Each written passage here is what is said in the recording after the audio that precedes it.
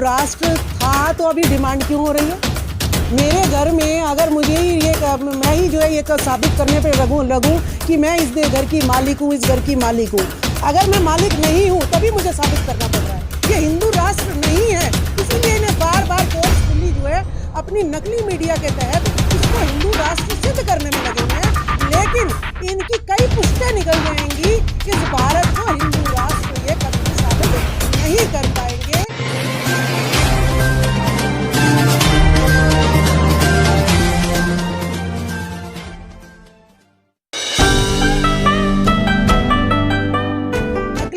नकली जो लेप है वो चढ़ा नहीं पाएंगे। और मैं कहती हूँ इस देश का उद्धार तब तक नहीं होगा जब तक हिंदू मुस्लिम चलेगा। हिंदू यहाँ पे कोई है ही नहीं। यहाँ पर जो है अगर कोई है तो बौद्ध धर्म जो है यहाँ पर है। यहाँ हिंदू मुस्लिम जो है इस नाम पर बंटवारा इस देश का अब रोक देना चाहिए। और मैं तो कहती हूँ मुस्लिम भाइयों से भी कहती हूँ कि ना अपने आप को हिंदू कहो ना मुसलमान कहो, अपने आप को भारतीय कहो।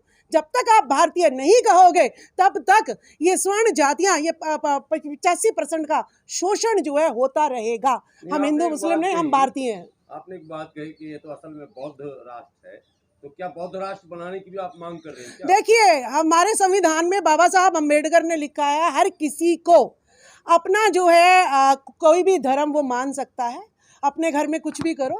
यहाँ पे लोकतंत्र है, उसकी कोई रुकावट नहीं है। अगर किसी को बौद्ध धर्म क्या है?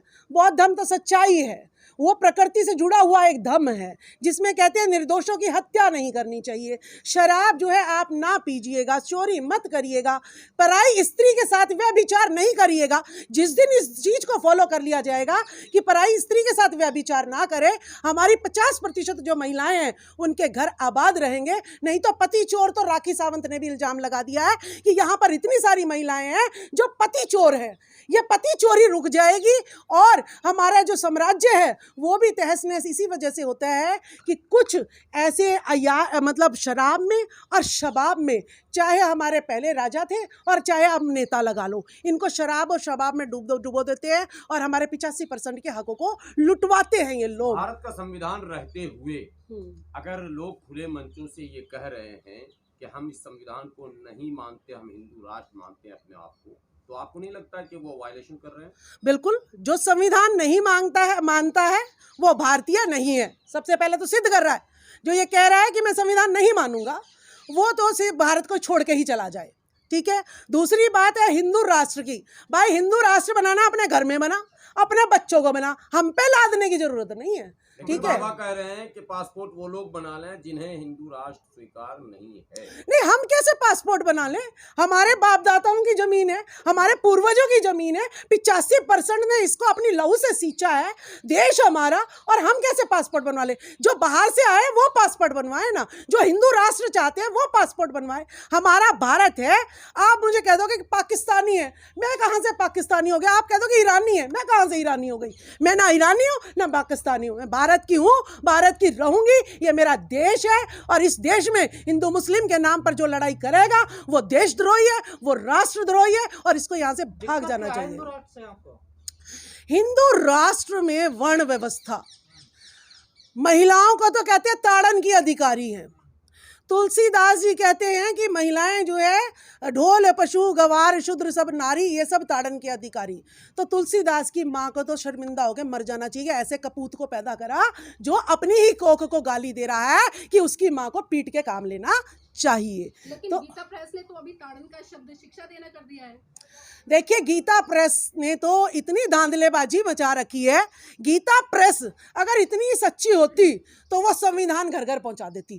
तुम जो है सड़कों पे गीता को थोपने पे लगे हुए हो, रामायण को थोपने पे लगे हो। किसी दिन संविधान की भी प्रतियां बांट के देख लो ना। तो आपने धर्म का प्रचार करना कौन सा अपराध है?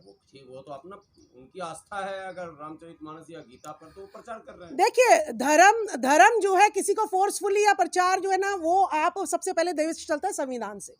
सबसे पहले संविधान का प्रचार होना चाहिए। किसी भी स्कूल में अगर जाते हैं, मैं कहूँ जी धर्म पहले पढ़ाएंगे और साइंस मैथ्स ये बाद में पढ़ाएंगे, तो आप कहोगे नहीं जी नहीं, हमारे बच्चे को तो सबसे पहले ये कीर्तन वीर्तन नहीं पढ़ाओ, हमारे बच्चे को वो चीज़ पढ़ाओ जिससे से नौकरी मिल जाए। अगर मैं गीता पढ़ भी लूँ, रामायण पढ़ भी लूँ, क्या मुझे कोई पंडित लगा लेगा? मुझे पंडित नहीं लगाएगा, तो मैं पढ़ के भी भूखी मरूंगी। तो मुझे तो ज्ञान आपको देखिए उस ज्ञान का क्या फायदा जिसमें मैं भूखी मर रही हूँ। तो मुझे तो वो ज्ञान चाहिए। विदेशों में हिंदू से आपकी पहचान होती है, ये एक मुख्यमंत्री का कहना है। देखिए विदेशों में ज्ञान की जो बात कह रहे हैं, जितने भी आप कैमरे लिए खड़े हैं ना, ये साइंस की देन है। कैमरे लिए खड़े हो आप, माइक लिए खड़े हो, चश्मा लगा रखा है और कोट पैंट पहन रखा है, ये सारी मशीनों से बन रहे हैं। यानी साइंस किसकी ज़रूरत है? साइंस की। मैं बोल रही हूँ तो मैंने किताबों से पढ़ा, किताबें किससे छपी? मशीनों से छपी, फिर वो साइंस से आ गई। मैं खेती कर रही हूँ तब किससे साइंस चाहिए? तो हर चीज़ में साइंस चाहिए, तो धर्म कहाँ से आ गया? धर्म तो उनको चाहिए जिनके हाथ पैर काम नहीं कर रहे हैं। धर्म के बिना उद्धार नहीं है आदमी का। देखिए हमारा तो उद्धार जो है शुरू से लेकर आखिर तक हमने मेहनत करी है, शिक्षा ली है और कमेरा वर्ग है, कमेरा कमाई की है, पैसे है हमारे पास ज्ञान है, हमारे पास संविधान है, हमें सब कुछ मिल रहा है। और अगर मैं धर्म की बात करूंगी तो धर्म की तो बात यही होगी जैसे रामनाथ कोविंद जी की, जो देश के प्रथम नागरिक होते हुए भी मंदिर से निकाल दिए गए, ऐसे कुछ मुंह पे जूते लगेंगे। धीरेन्द्र शास्त्री हिंदू राष्ट्र की परिभाषा भी दे रहे हैं, यज्ञ करवा रहे हैं। वो देखिए धीरेन्द्र शास्त्री तो देखिए मीडिया जिसके साथ में है, वो 25-26 साल का लड़का, उसको सारे उसके चरणों में लेट रहे हैं। कितना दुरुपयोग जो है मीडिया का हो रहा है। और जो गुरु ज्ञान देता है, ट्रेनिंग देता है, उसकी कोई प्रचार इसमें नहीं होता है, सिर्फ नकली बाबाएं। एक तो मैंने कल वीडियो देखी, नंगे जो है बाबा, पता नहीं कौन से मुनि होते हैं कौन से नहीं, महिलाएं खड़ी हैं सारे नंगे नाच रहे हैं। अरे शर्म करो तुम। इतनी जो है वेश्याओं के तो तुम कहते हो और खुद नहीं देख रहे कि महिलाओं के सामने नंगे नाच रहे हो। कौन सा भारत बना रहे हो? नंगों का भारत बनाओगे क्या है?